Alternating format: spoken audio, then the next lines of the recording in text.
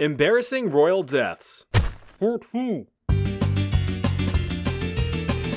At just 6 years old, itty-bitty Jimmy II of Scotland was an excited little prince eager to one day inherit the throne from his dear old dad, King James I.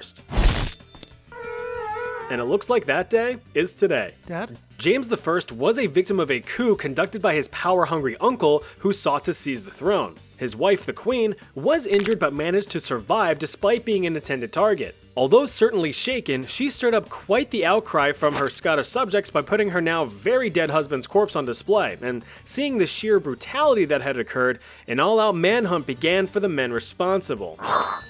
And these men were captured and brutally executed. With the old king gone, it was time to crown a new one. Being only 6 at the time of his dad's dastardly demise, Slimmy Jimmy Jr. was crowned on March 27, 1437. But since he couldn't make any sound decisions as a drooling youth, his still-alive mom took power as regent, acting as ruler on James's behalf. But therein lies the problem. See, the people of Scotland are what we call Scottish. The Queen, now ruling over Scotland, hailed from England. You see the problem here.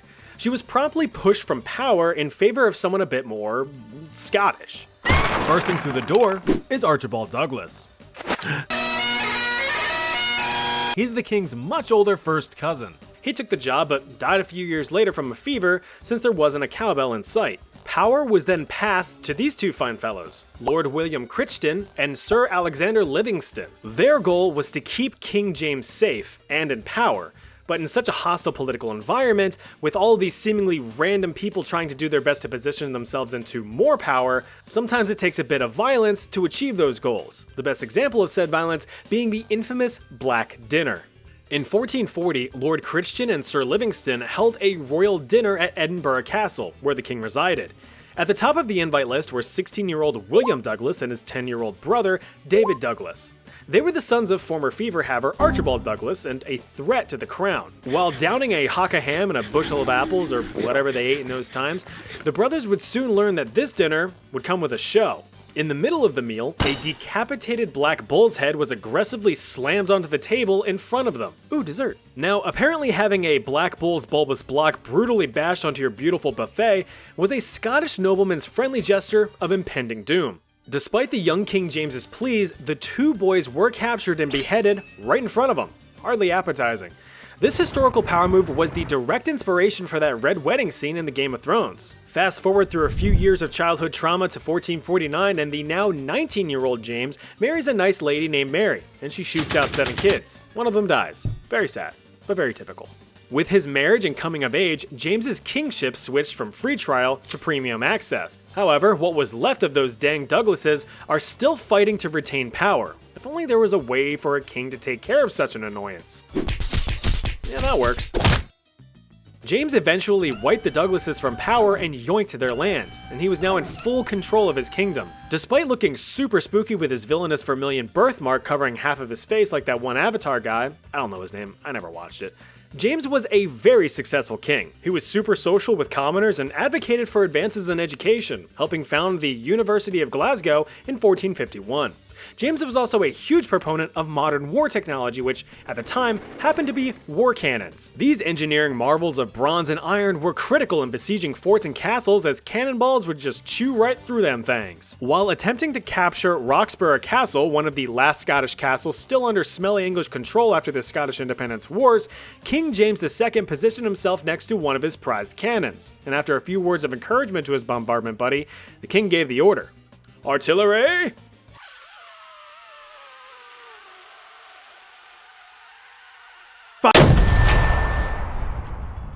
The mounted metal menace exploded, killing King James II instantly at the age of 29. This rather unfortunate death was cemented in Scottish lore on August 3, 1460, and is officially, well, canon.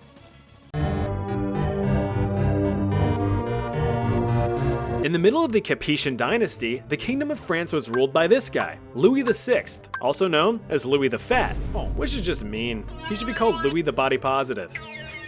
Anyway, this big fat asshole had 8 kids, and this chapter is all about his eldest son, Philip. Call me Phil. As was tradition in the Capetian dynasty to establish a clear lineage to the throne, young Philip was crowned as co-king of the Franks at the tender age of 13, right about the time when teen angst starts kicking in. Although reportedly Louis's favorite child, Philip was a bit of a stinker. He would refuse to listen to his father's authority, fail to pay attention to any of the king's lectures and set standards for being a king, and devolved into being a disobedient little shithead, as kids tend to be.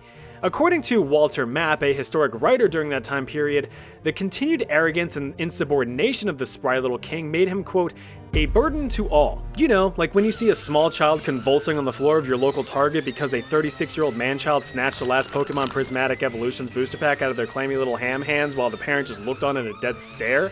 Hang in there, man.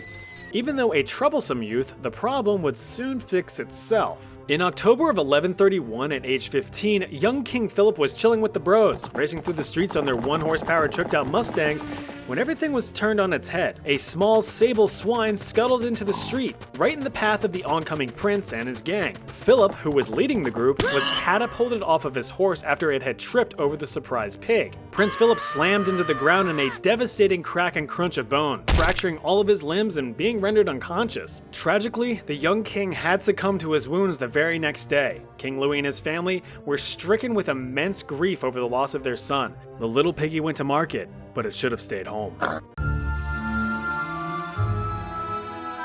George II, King of Great Britain, began life as a tiny little bratwurst in Hanover, Germany in 1683. His father, also George, was the first king of the Hanoverian era and a rather combative parent. Neither George liked the other and would always get into very heated and very public arguments over stuff like politics and other king things. But to be a little more specific, small George despised his dad's advisor, Robert Walpole, the guy considered to be the first British Prime Minister and the one who was really pulling all of the political strings behind the scenes. Think Wizard of Oz, but with a smaller head and worse teeth. But one day, enough was enough. Big George banished Little George from the king's palace after a falling out. The prince was pretty okay with this. He and his wife lived in peace and quiet for quite a few years until, well, the king died. Time to go be a king. Prince George achieved his kingship in 1727 at the age of 43. Views of his reign as king were mixed.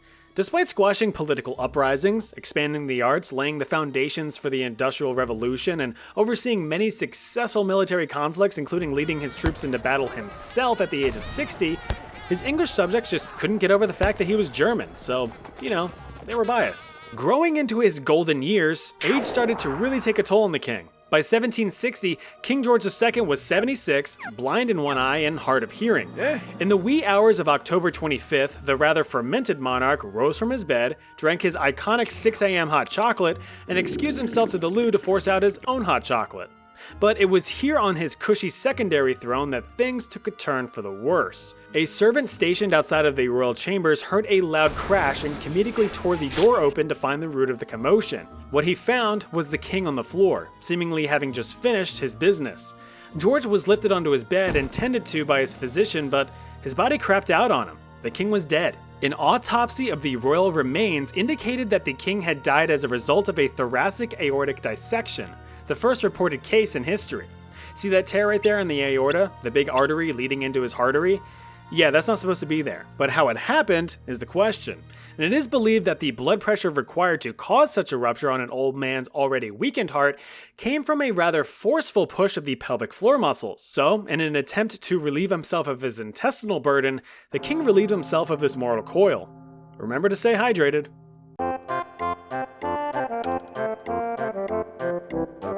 In a time where kings were given rather displeasing titles such as the Terrible or the Bad or the Slobberer, Martin of Aragon was granted the title of Martin the Humane. The gracious nickname was a testament to his kind and caring nature. He basically earned it by being a bit less murdery than any other kings at the time. I mean, all the guy did was reconquer Sardinia, suppress revolts, and led crusades against the Moors in northern Africa. But other than that, he was a perfect little angel, focusing on internal stability within his own kingdom of Aragon. But times of peace make for soft men. With little to no conflict to tend to in his later years, Martin grew older and wider. By 1410, at age 53, the king was rather rotund, wrinkled, and in a risky state of health, both physically and mentally. You see, his wife and his 4 children had died, leaving him all alone on his throne. He had married his distant and much younger cousin as a last-ditch effort to produce an heir, but with no success. The depressed and obese king had little more to live for, and would instead gorge himself in solitude. On one fateful night, the king had just downed a whole roasted goose by himself. Where does he put it all? If you've ever slammed down a large meal too quickly, you usually get some pretty bad indigestion, or as I like to call it, the ERP. Since this was the land before Tums, the king had to sleep off his discomfort. He lumbered up to his royal chambers and shimmied himself into his rather strong bed. To cheer himself up a bit, Martin clapped his greasy meat hooks together, summoning his court jester for some late night entertainment so he could hop aboard the train to Sleepytime Junction with a smile, even though he had no idea what a train even was. The jester apparently took his sweet time while being summoned, as he was asked about where he was the moment he entered the king's chambers. And this was when all hell broke loose. What the heck took you so long? Well, now hold on. I can't in good conscience let this play out with at least putting up a disclaimer.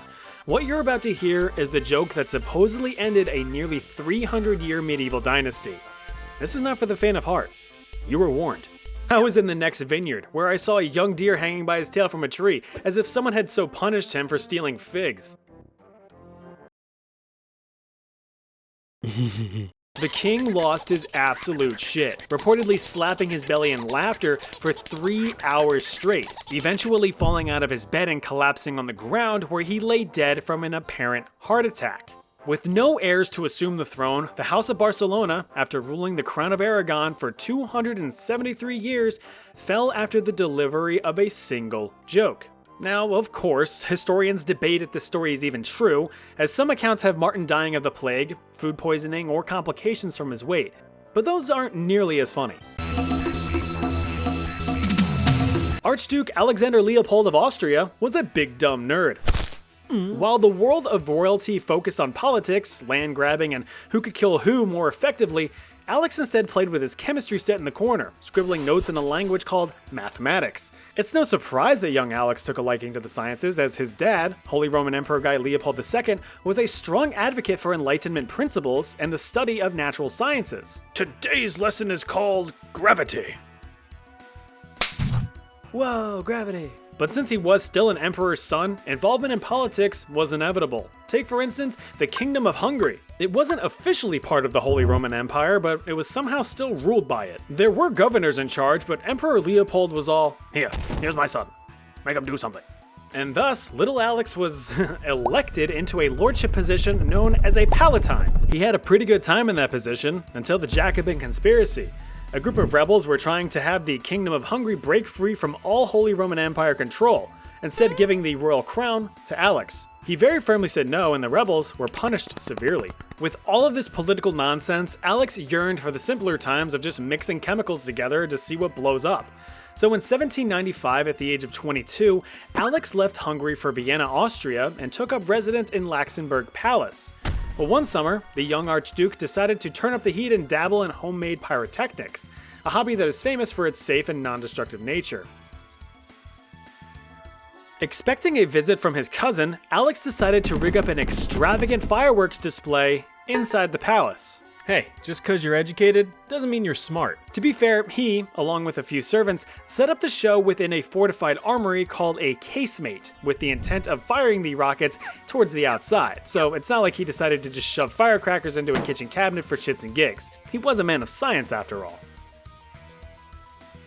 Nevertheless, all gunpowder and makeshift explosives were stored inside the fortified walls. When his cousin arrived, he attempted to fire off the first rocket, but since Mother Nature has great comedic timing, a rogue gust of wind blew the rocket over, launching itself into other explosives and gunpowder reserves.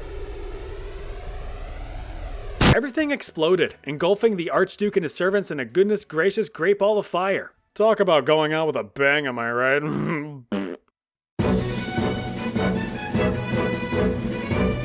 The title of king kinda just fell into the lap of old Adolf Frederick of Sweden in 1751. During the Age of Liberty, a time in history when the Swedish parliament was all... Adolf's rule as king was essentially worthless. He was no more than a political figurehead while all the real guys in fancy wigs did the ruling. But apparently not very well, because by the end of the Age of Liberty in 1772, Sweden was kind of worse for the wear. Its land ownership had diminished, trade had evaporated, and technological advancements were lagging. So Sweden was forced to sit back and watch its neighbors and rivals proudly wave around their large, throbbing economies. During King Adolf's lavishly lackadaisical leadership, nothing extraordinary happened. The substandard sovereign did attempt to regain power, but failed to do so, because he sucked. In fact, his entire reign is seen as a dull but peaceful lull in Swedish history with not much to show for it. And unfortunately for the king, the only exciting point in his life, at least from a historical perspective, was his death. According to some historical records, the rather indulgent king had overindulged himself on some food. On February 12, 1771, the king's last supper reportedly consisted of lobster, caviar, sauerkraut, smoked herring, and champagne. Oh, and a few of these bad boys. This is a semla, a traditional Swedish sweet roll stuffed with almond paste and whipped cream, and hot damn does it look tasty. And that's exactly what the king thought as he inhaled 14 of them. Not surprisingly, all of that food did not sit well in the king's tummy, and all that internal stress is believed to have caused heart failure. The poor guy straight up ate himself to death. Now, before the actually crowd starts pounding away on their greasy keyboards, this tale of his death is regarded as propaganda and is highly discredited by modern historians. The official autopsy report for the king has survived all of these years and has concluded, based on all the evidence that they could gather from sleuthing around the king's insides, that his royal majesty had a stroke. Now, suffering from a stroke is rough, but for a king that wasn't up to par, it's a fair way to go. That's some golf humor for you. So there you have it. That's part 2 of embarrassing royal deaths. If you want me to make a part 3, let me know in the comments, and if you haven't, you can check out part 1 here. Otherwise, you can watch something else over here. I'll see you over there.